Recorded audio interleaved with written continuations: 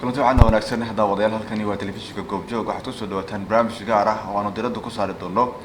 sooyaalka iyo sidoo kale caqabadaha ugu badan oo ay wajahdo intii ay jirtay Aamin Ambulance oo barnaamijku marti igu yahay aasaasaha agaasimaha guud ee Aamin Ambulance Cabdiqaadir Cabdiraxmaan Xaaji Aadan oo aan jecelahay in wax badan ka weydiiyo amuraha iyo Aamin Ambulance sooyaalkeeda iyo sida ay markaasi ku soo dhisantay caqabadaha iminka ay wajahayso guud ahaan waxaan jecelahay inaan marka hore Cabdiqaadir ku soo dhaweeyo barnaamijka goobjoog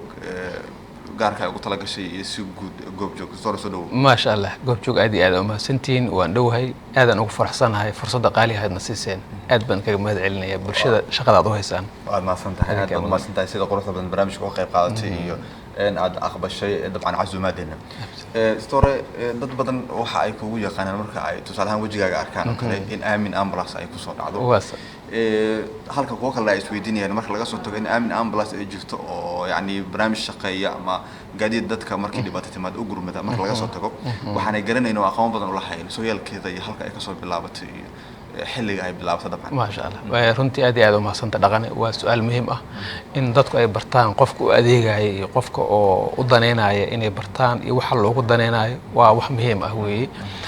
Aamin Ambulance runtii waxay bilaabatay waqti aad xasaasi ah oo dadkuna ambulance u baahnaayeen wadankan aysan ka jirin xitaa fikradda ambulance aysan ka jirin qofkii dhinta ama dhaawacmo ama gabadh uur kale waxa lagu qaadi jiray gaarigaan oo aan wali aan sawiradeeda haynaa qofkaas gaarigacanka lagu qaaday marka isbitaalka loo wado 5 kilomitir ama 6 kilomitir qofba si u noqon karta waa hadba meesha wax ku yeeloobay iyo isbitaalka inta u jiraan waxa dhacaysa marka dad badan oo kamid ah dadkaas inay wadada ku sii dhimanayeen oo aysan fursad u helin inay isbitaalka gaaraan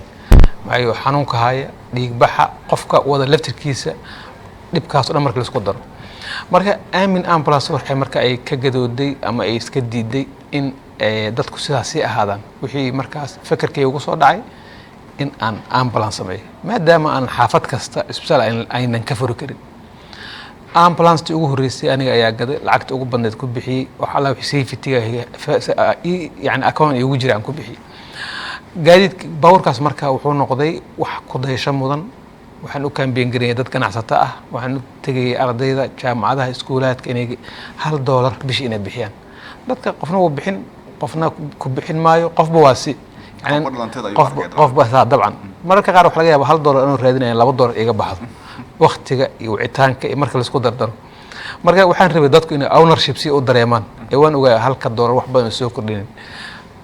yani halkaas ku soo bilaabtay ambulance sababtii keentay in la asaaso waxay ahayd dadkaas gaarigacanka lagu qaaday ku dhimanaya sidii looga gudbi lahaa halkaas ay ka bilaabatay ma ahan wax ganacsi ahaan loogu fikra ma ahan wax ujeedada kale laga lahay ma ahan sidee qofkaas loo badbaadiyaa maadaama anagu aynan ka hortagi karin dhibaatooyinka dhacaya markaas waxa kale oo qaban karnaa tan noqoto marka waxa la kowsateen dabcan bilowga dagaaladii sokeeyay waxaan la kowsanay 2006 waqtigaas oo aan laftiga wadanka dib ugu soo laabtay maadaama aan ka mid meel system caafimaad oo shaqeyn uu ka jiray halkan marka imina arag system caafimaad inuusan shaqeynaynin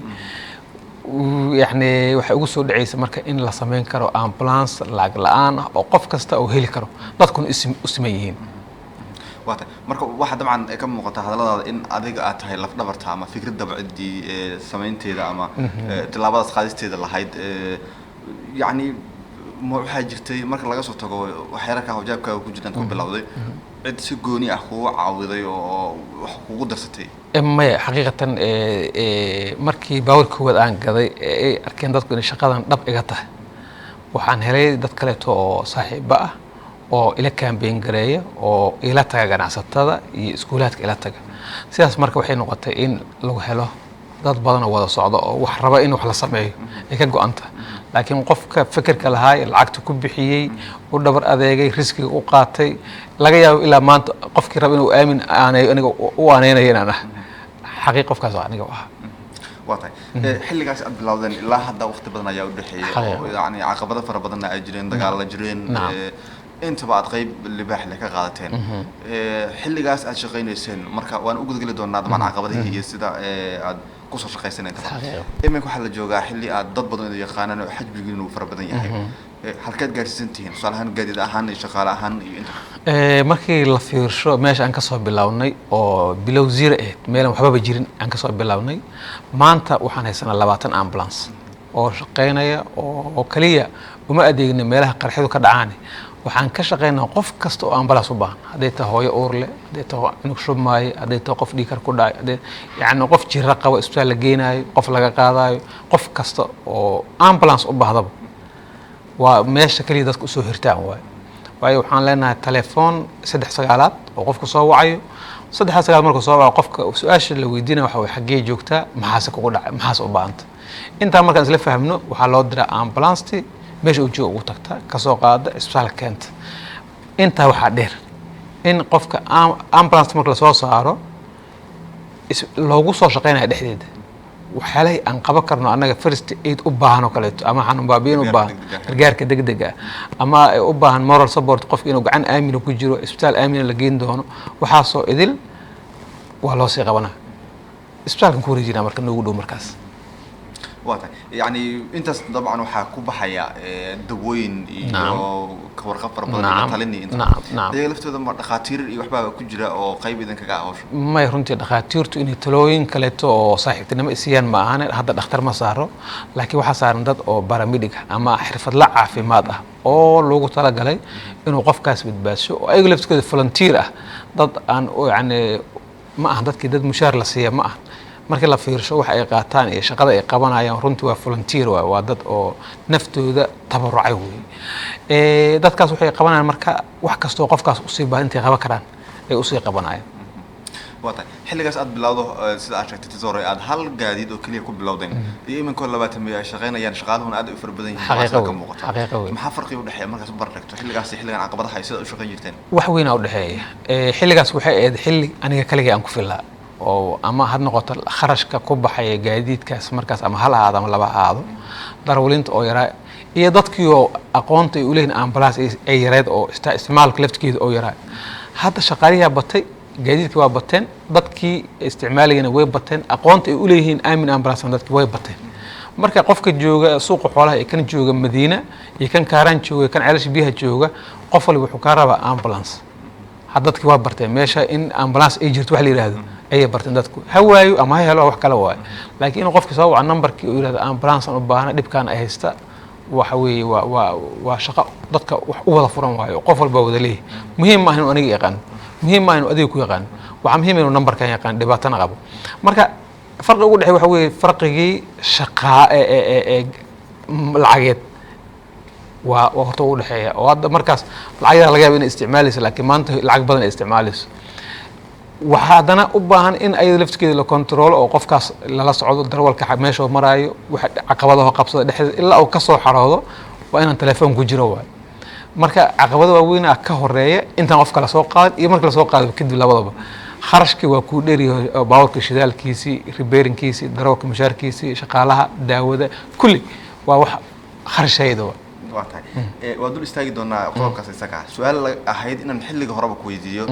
oo dabcan dad badan waxa ay inta badan isku qaldaan magaca aamin iyo amiin inta badan dad waxay u yaqaanaan amiin oo yani magaca shakhsi qof caadi oo kale iyo aamin oo macna ficil ah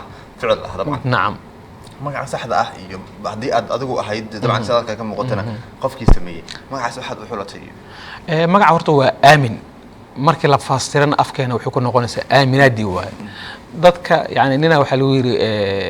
war madax nin oday ilmo badan dhalay ay markii lagu xiirayo ilmahaaga keeku gacan qabo mar wuxuu weligeeyba madaxii gacan naxariis lagu ma xiirin marka dadku way daaleen qof aaminaan garawaayeen qofkii saxda ahay waxa laga yaabaa qof walba inuu lacag ka qaadayo qof inuu qiyaamayo qof inuu ay wax ku sameeynayo waxay la badan isdhex galay marka inaan waxaan rabaa inaan u sheego dadka inaan aamin inaan nahay qofka la qaaday inuu gacan aamin ku jiro wadada aan sii marin in aaminta inta barteena inaan yani aaminaadaas dadkii laga helo ayaguna dabcan way nagu aamin marka magacu waa aamin waa double a waa aamin waa amiin ma ah taas waa marka ujeedka magaca واضح انت شقينيسين سوري طبعا dad fara badan ay gacantiinu gaarto caawinaadinu ay gaarto xaqiiqo tilkoom ma jira oo inta dhibaato dhicisay ama adigu aad shaqeynayeen cadad aad leediin intaas ku dhawaad intaas qofood ama intaas qofoodan annaga caawinaadina gacantiinu gaartay ha waxa weeyaan horta waxaan sameeynaa qof kasta oo aan u shaqeyno waa qornaa magac ahaan iyo xaafad ahaan iyo telefoon ahaan iyo cudurku waxa dhan waa qornaa marka usbuucii waxaan soo saarnaa report soo saarnaa bishii report soo saarnaa saddexdii bilood report soo saarnaa sanadkiina report soo saarnaa marka hadda numberka hadda marka laga reebo sanadkan hadda aan ku jirno 2019 oo aan wali waqtigiisa la gaarin rafli dadku waxay marayaan 80,000 plus 80,000 iyo wax la jiray la maray marka laga soo bilaabo halka soo bilaabo markaas laga soo bilaabo ilaa maanta way dhici kartaa inaan ka gaabino dad badan inaan gaarin adeegeeno yar aqoonteeno yar wadooyinkii laga yaabo inay sidii la rabay u fureen waxyaalahaas dhan macquul in laga reebeen dad badan oo u adeegi kari lahayn inaynan gaarin waayagan waa ka cudur daarinaynaa laakiin ilaa hadda inta aan qaadnay waa 80,000 iyo wax la jiro waata sore hadda la joogo madam baxadin ay farabadatay oo yani hawsha ku baxaysa iyo shaqadaska iyo dabcan juhdi ku baxay aad u farabadan yahay dad badan waxay isweydiinayaan talo hay'adaha gacanta ku haya oo imanka fangaraya su'aasheeda min su'aashaas waa muhiim waaye oo waxyaalaha qaarka Soomaalida tabaruceed wuxuu ku dhintaa isku halayn waxa laga yaabaa qofka loo adeegay laftirkiisu inuu aaminsan yahay inaan project ku soo qaadan laga yaabaa dawladdu inay aaminsan tahay inaan project ku qaadan dadkii ganacsatada ahay wax loo sheegi lahaa ama wax laga qaadi lahaa inay aaminsan yihiin projectii dadkan ku soo qaateen xaqiiqatan adeegan midaan inagu bixina maahane cid kale gacanteeda ma gaarto waa dhici kartaa yani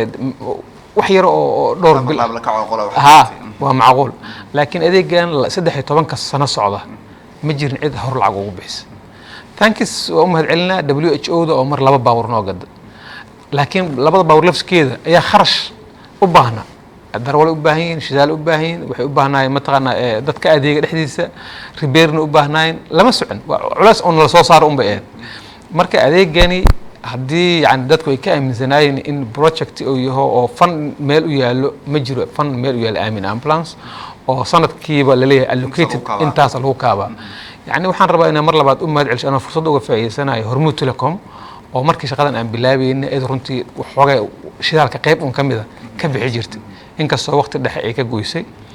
haddana runtii mar labaad u mahad celinayna 2017kii waxaa dhacday in adeeg uu xirmi rabay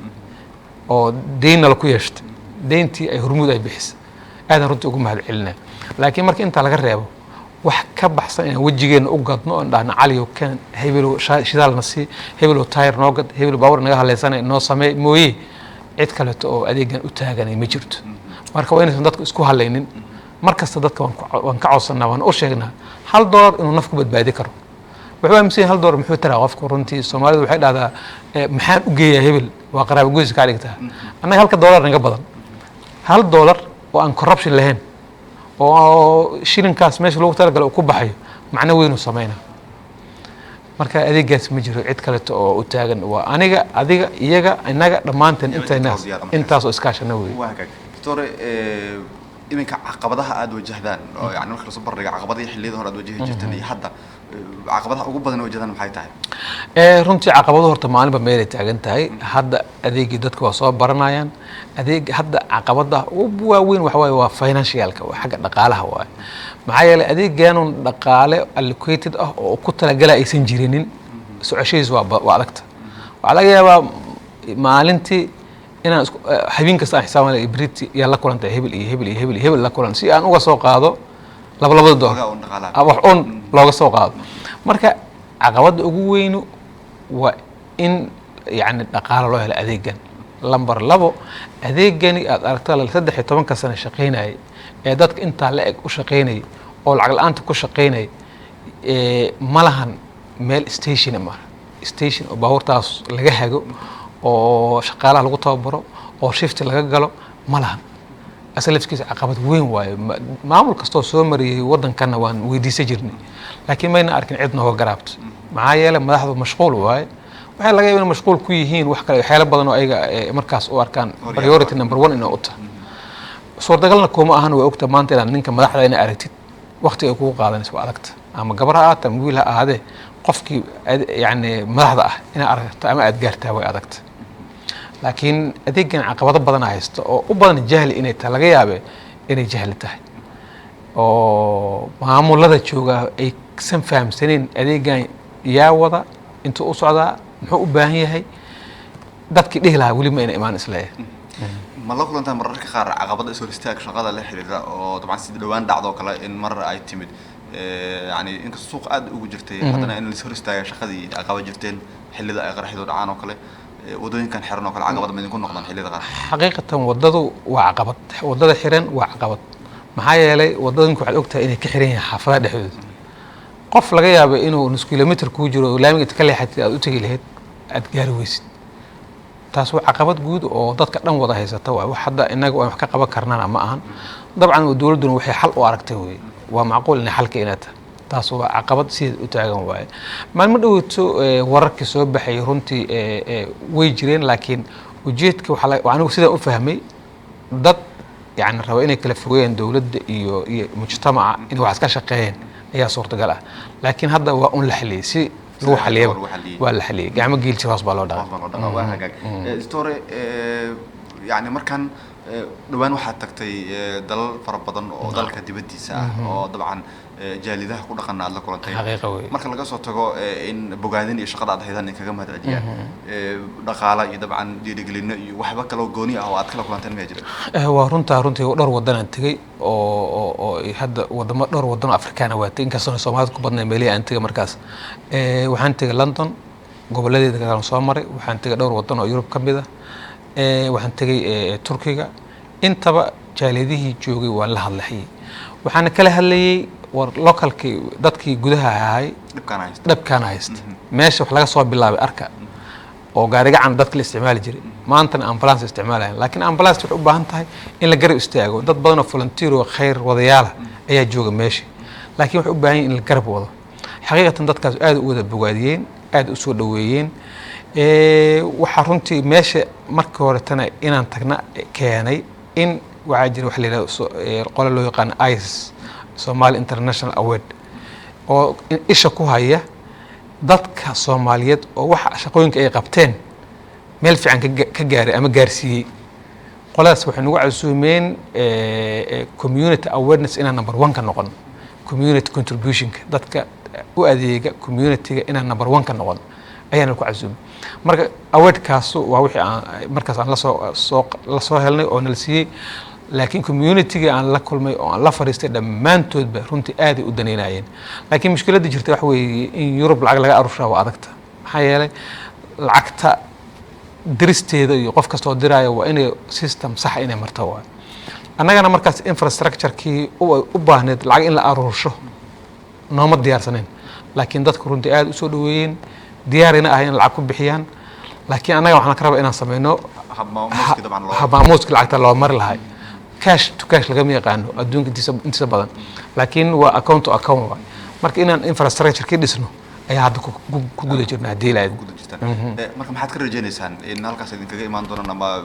hamiga aad ka qabtaan intuu leeyahay runtii dhiirigelin weyn noo sameynaysaa annaga qofka xitaa neeraa waa mahadsantahay shaqo fiican aan ayaad haysaa wax weyn noo sameeyay waxayna runtii nagu dhiirigelisaa dadkaas aan la kulmay in aan gobolada ku baahino adeegeena oo san xamar kale ku filaanin oo aan u talaabno gobolada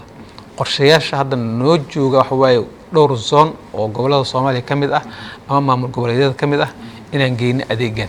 oo dadka u baahan runtii xamar waa looga baahi badan yahay ama magaalooyinka waaweyn oo caasimadaha u ah maamul goboleedyada waa looga baahi badan yahay waxaan tagnay tuulooyin laga yaabo usbuucii hal mar in baabuur arkaan gabadha markii fool qabato usbuuc ka hor ama way isgoosan ama way isku dhiman dadkaas waa dadka aan rabno inaan gaarin anaga Soomaaliya waxa la yiraahdaa maternal mortality waa meesha ugu sareysa waa adduunka intiisa kaleeto wax kalena ma dadkaas ma helin transportation sax ma helin adeeg ambulance oo inta soo qaado qofkan meesha adeegu ka jiray geeya waayo isbitaalku inta guuro qofku ma tago qofka inta soo guuro isbitaalku yimaada yaa isu keenaa marka waxa loo baahan yahay waa ambulance waa marka dadkaas aan rabno inaan gaarin hadii la idmo runtii dhiirigelintoodana waxayna gelisay inaan gobolada u talaabno hadii la idmo واتاي تورو واد ما سنتها قيبها دم برامج كنا سوق قرني فرينتا دوغو دنبيسا oo dabcan la xiriirta dadka sida dabcan aamin ambulance hadafkooda iyo sida ugu cadeyn iyo hadii ay jiraan dhinacyo kale oo aad runtii jeceshahay inaad fariin gaarsiiso runtii aniga fariinteydu midna waa dadweynaha oo adeegan ka faa'iideysta ama hore uga faa'iideystay ama hadda danayna inay ka faa'iideystaan adeegan horta ayaga iska leh wuu u furan yahay muhiim ah in aniga yaqaanaan ama qof kale ay meesha ka yaqaanaan waxa muhiim ah telefoonka 999 inay qortaan oo markii dhibaato ku dhacdo ama arkaan qof dariska oo dhibaato haysta inay soo wacdaan waxaan kula dardaarmi lahaa inay adeegan ka qayb qaataan lagama lahan iyaga iska leh waxa ku filan $1 oo bixiyo bishii $1 bishii qof wax kale Soomaali wax qof kasta bixi karaan isleeyahay $0.5 waa waxay shaah ku cabaan koobaha ku casaystaan sadaqa u baxsadaan sadaqa jaariyo marka inay meeshaas uga qayb qaataan runtii dadweynaha waan ka codsanaya maamulka jira ama maamulka gobolka aad ama federal dawladda dhexe aato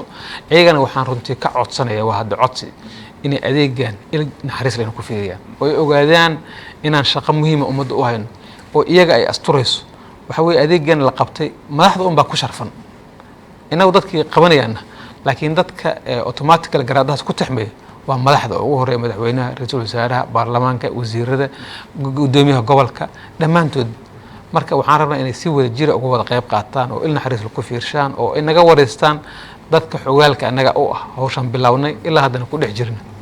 marka runtii aniga fariintaydu labaas ayaan kala qaadi lahaa waxaan kala ka codsanayaa media laftigeeda muhiim ay noqoto in ay baraan adeegan dadka inay baraan oo dadka la yiraahdo war adeeg waxaad haysatiin lacag la'aan numberkan ka waca ha ku dhibaatoonin gabadha uurka iyo dhibaatoonin yaan gaargacan lagu soo qaadin iyadoo heli karta adeeg ambulance qofka xanuunsan sidoo kale